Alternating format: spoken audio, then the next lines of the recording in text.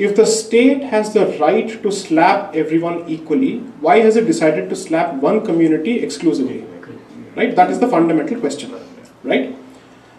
And the problem with that particular question is not the opposition that is coming from the government, but the opposition that is coming from within the community again.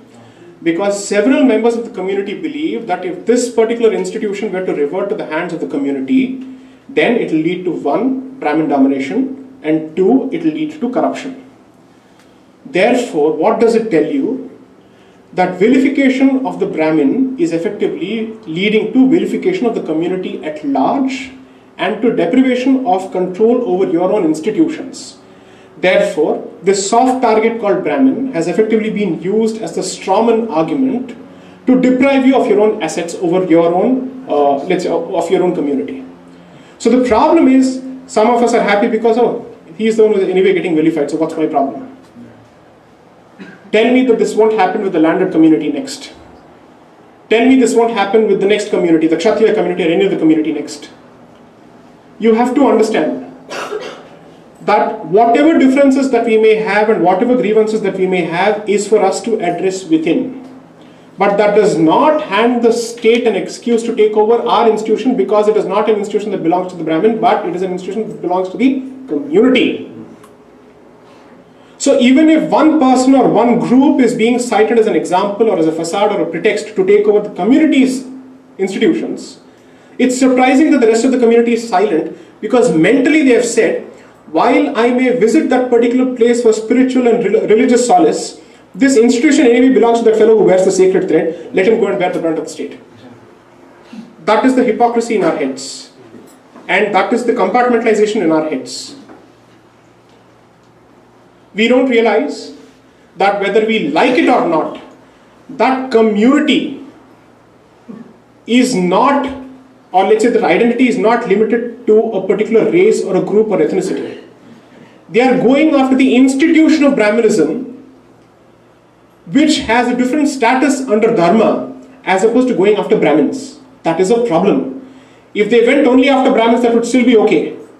But if they are going after the concept of Brahmanism, which has now become such a vilified word, which has been loaded with poison, they have effectively gone after. So let me try and address this differently.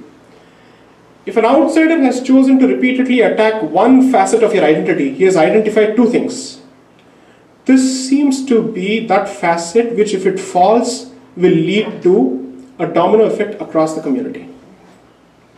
Because he has identified that this is the particular identity that needs to be attacked over and over again. Because this represents the voice of the person who stands up for Dharma. I am not identifying a caste. I am identifying a social role.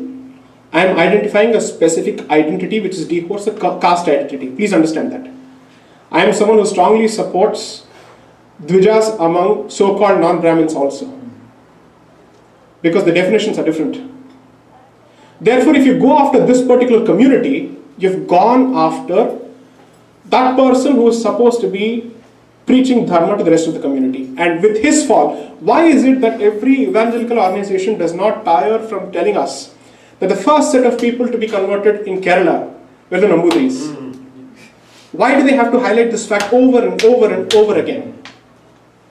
Why do they have to highlight the fact that the first set of people to be converted to Christianity in Goa were the Konkani Brahmins? Why do they have to make this point? Why don't they start with the Dalits or the SCs or the Chaudhris or the Naidus or the Kammas or the Kapus or any other community? Why don't they start with that? Why do they keep highlighting this fact? Because they expect a domino effect. Yep. The knowledge source. Exactly. That is the point. They are going after the source of your knowledge. And along with it, every Indic traditional system, every Indic knowledge system is being appropriated. Every church which is now consecrated and established in Kerala starts with a proper Bhumi Puja. The consecration of a Dhvajastambam. Why? Because they know the value of that particular ritual better than us. And they have decided to appropriate it and adopt it. Whereas we have decided to impute that particular ritual and associate it with one particular caste or community. Look at it. They are comfortable with it because they know there is a value in these rituals. It's just that they don't want this ritual to be performed under the heading of Hindu anymore.